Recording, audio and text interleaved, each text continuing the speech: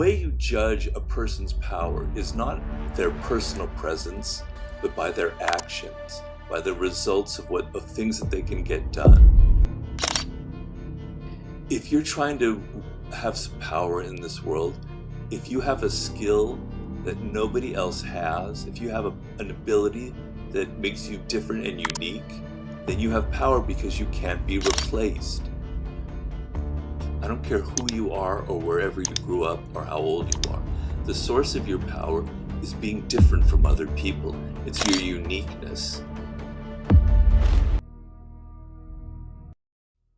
In our life, we can't control everything, right? You don't control who your parents are, where you were born into, the time that you live in. And so many circumstances that occur in your life are things that are random. They're just circumstances you have no control over, okay? But the sense for a human being to have no control over your life or anything around you, no control over your children, over your spouse, over your colleagues at work, over your boss, is terrible. It's a terrifying feeling, and we don't like it. So we try to gain some kind of power, some kind of control. But we're social animals, right? And people are very tricky. I don't know if you've experienced how tricky people are. You probably have. They don't tell you what they're thinking. They wear these masks. They're very elusive. They smile and they say, "Oh, I love your podcast, Francesca." But deep down, they don't feel that at all, right? People are very tricky. They're very political, okay? So power is the ability to understand the social elements of life, the political elements, the egos that people have, so that you can navigate this very tricky environment and not make so many terrible mistakes that you end up having trouble, causing yourself all sorts of problems. So you can gain a little degree of control over yourself, over your own emotions, over your own irrationality, and over the people around you. Not that you are going to be a master manipulator, but that you can see through the manipulations that other people are working on you and have more of a control over everything that's going on around you. To me, that is power. The way you judge a person's power is not their personal presence, but by their actions, by the results of things that they can get done. Now, a lot of that has to do with your appearance, how you appear to people, your charisma, how you come across, but also a lot of it. So sometimes somebody can appear to be very powerful. I don't know if you've had this experience, Francesca, but you'll be at work and you have a boss who appears to be very powerful, very strong, very aggressive, but actually their actions aren't effective. They don't get things done well. People don't like them, okay? So you have to learn to judge people by their actions, by the results of what they do. And that's what reveals whether a person is powerful or not. Sometimes people seem powerful, but they're actually very weak and insecure inside. So I like to look at the results. I like to see, oh, that company is doing really well. It's making a lot of money. Oh, that political figure is solid in his or her power. Or that artist is creating things that are lasting, that are very popular and successful. I like to look at the results and not get so bewitched by people's personal appearance. When you begin a project, when you enter into a relationship, when you enter into any kind of business environment, the way you begin, the way you would present yourself, if it's bold, if you're confident, if you think this project is going to be extremely successful, it's going to do well, it infects other people. They get drawn into it. And because you appear confident, it makes it seem that you know what you're doing, that you have that competence that you mentioned, right? But we've all experienced this. If you're around somebody who's timid, who's insecure, who's anxious in a social situation, it makes you timid and anxious, right? But if you're around somebody powerful, you get caught up in it. So having that kind of boldness, people are in this world today, particularly now in 2026, people are too timid. They're so afraid. They're so afraid of being different from other people. They're so cowardly, right? They want to fit in. And I'm telling you, your boldness, you're not afraid to be different, you're not afraid to take risks, is what will translate into power. That's a very, very important one. If you're trying to have some power in this world, if you have a skill that nobody else has, if you have an ability that makes you different and unique, then you have power because you can't be replaced. But if you're working in an office or in some environment like that, and you're just like everybody else, you don't have that kind of irreplaceable quality, when you reach the age of 28, 29, or 30, they're going to find somebody younger who they can pay less to replace you. So not being replaceable, making it that people depend on you, you're the only person that can get something done, is an extremely, extremely powerful position to be in. You have to think, first of all, in this particular business that you're in, whatever it is, right? What is that skill that I can do that nobody else can do, right? Okay, so there are going to be other people around you, and you're all going to basically have the same kind of training, the same background that makes you kind of similar, right?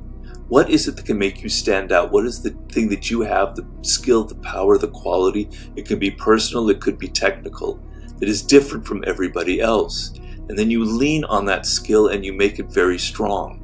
And you make it clear to the people working in your business or wherever you are that to get rid of you is going to be very, very costly.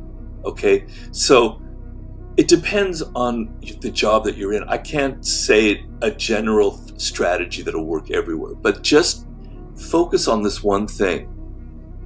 If they want to fire me, they're going to pay a terrible price because they won't find anybody else that'll be able to do what I can do. So you need to find those things that you can do that nobody else can do, that they're not going to, then it's going to be very, very impactful and very painful for them to fire you, whatever that will be in your particular situation. Also, having a lot of allies within your company. So you have, you just don't rely on one person in the business. You just don't have like a boss who supports you. You have, in the different departments or different areas of your job, you have 3 or 4 people that like you, that are allied with you. And so to get rid of you is also going to cause friction in the company, and a lot of other people are going to be upset. The source of your power in life, I don't care who you are or wherever you grew up or how old you are, the source of your power is being different from other people. It's your uniqueness. If you look at people in music or in film or in politics that are powerful, there is nobody else like them. They are unique. They're one of a kind. And you, every single person out there in your audience has that quality. You all have something unique about who you are. And when you lean into that, when you're strong on that, you're going to stand out from others and you're going to be powerful. But if you're so afraid and you're so wanting to be like other people and you're so worried about people's judgments and criticisms, then you're going to have it's going to be very tough for you in life. If you don't understand who you are as an individual, of what makes you unique, of what could possibly be the source of your success in life, you're going to have a very hard time, right? So you have to know who you are. You have to figure out the puzzle that you represent, okay? So the image that I try and tell people is your DNA that you have as an individual is unique. It's not like anybody else in the past, in the present, or in the future.